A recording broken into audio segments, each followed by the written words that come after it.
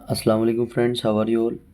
चलिए शुरू करते हैं क्वेश्चन नंबर 2। अब एक्सरसाइज 7.1 का पहला क्वेश्चन आप मेरी दूसरी वीडियो में देख सकते हैं। तो क्वेश्चन नंबर 2 को हम स्टार्ट करते हैं। यहाँ क्या कह रहा है क्वेश्चन हमसे, हमें डेसिमल फ्रैक्शंस दे रखी हैं और उनको परसेंटेज में कन्वर्ट करना है। यानी ये नंबर हमें डेसिमल की फॉर्म में दे रखे हैं और हमें इनको परसेंटेज में कन्वर्ट करना है। सबसे पहले डेसिमल नंबर को आप फ्रैक्शन में कन्वर्ट करना सीखिए। जैसा कि फर्स्ट पार्ट में हमसे बोला गया है 0.65। अगर 0.65 को हम फ्रैक्शन में कन्वर्ट करेंगे तो इसको हम कैसे फ्रैक्शन में कन्वर्ट करेंगे। सबसे पहले आप इस बात को सीखिए। पॉइंट यहाँ पर लगा हुआ है, पॉइंट के बाद कितनी वैल्यूज़ हैं, 2 वैल्यूज़ हैं।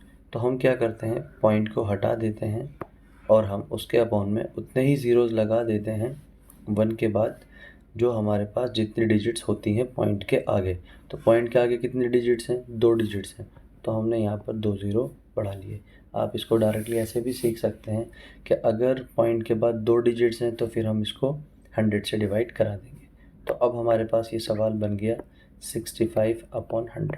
तो बेसिकली हमने क्या किया, एक डेसिमल नंबर को एक फ्रैक्शन के अंदर कन्वर्ट कर लिया। बाकी मैंने आपको पिछले सवाल में भी समझाया था कि अगर आपके पास कोई फ्रैक्शन है तो आप उसकी 100 से मल्टीप्लाई करा करके उसको परसेंटेज में कन्वर्ट कर सकते हैं। तो नाउ द क्वेश्चन इज़ 65/100 और अगर हम इसकी 100 से मल्टीप्लाई कराएंगे तो हमें आंसर जो मिलेगा वो परसेंटेज में मिलेगा। 100 से 100 कैंसिल हो जाएगा, आपका आंसर आ जाएगा 65%। आई होप आपको ये क्वेश्चन समझ में आ गया होगा। अगर हम अगले क्वेश्चन की बात करें जो कि है 2.1, बी पार्ट है हमारे पास 2.1। ये भी एक डेसिमल नंबर है। तो सबसे पहले तो हम क्या करेंगे, इस डेसिमल को फ्रैक्शन में कन्वर्ट करेंगे। तो जैसा कि ये 2.1 है, मैंने आपको बताया पॉइंट के बाद कितनी वैल्यूज़ हैं 1। तो हम इसको क्या कर देंगे, यहाँ से इसको हम अपॉन में 10 लिख लेंगे। तो हमारे पास आंसर आया 21/10। तो अब ये हमारे पास एक फ्रैक्शन आ गई और इस फ्रैक्शन को हमें कन्वर्ट करना है परसेंटेज में। तो हमने मल्टीप्लाई करा दिया 100 से। 0 0 gone. Now the question will be 21 × 10 और अगर 21 की 10 से मल्टीप्लाई होगी तो आंसर आएगा 210%। आई होप ये क्वेश्चन भी आपको समझ में आ गया होगा। अगर हम इसके सी पार्ट की बात करें तो सी पार्ट है हमारे पास 0.02।